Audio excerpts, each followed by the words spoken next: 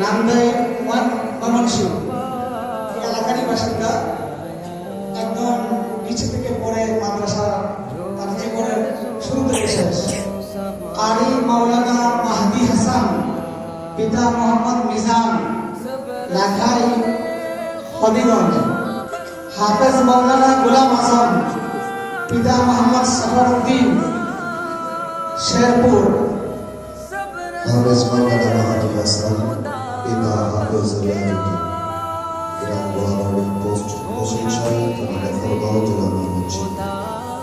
এ পর্যায়ে পাকড়িদের হাফেজ মাওলানা আবু নাঈম সিদ্দিক, পিতা মোহাম্মদ আইয়ুব আলী, পিতা মোহাম্মদ আইয়ুব পাড়া, পোস্ট মাদারগঞ্জ, থানা টাঙ্গাইল। মাওলানা জুনায়েদ আহমেদ, পিতা মোহাম্মদ রমজান আলী, গ্রাম বটপুর, পোস্ট জাহাঙ্গীরপুর, থানা নান্দাইল, জেলা ময়মনসিংহ। হাফেজ মাওলানা গোলাম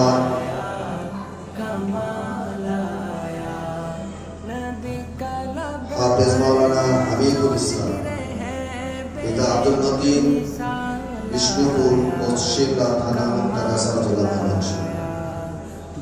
হাফেজ মাওলানা মোহাম্মদ নাসিরুল ইসলাম, পিতা মোহাম্মদ খোকন মোল্লা, গ্রাম ফলশিয়া, পোস্ট বিহার, থানা মোহাম্মদপুর, জেলা মালদা।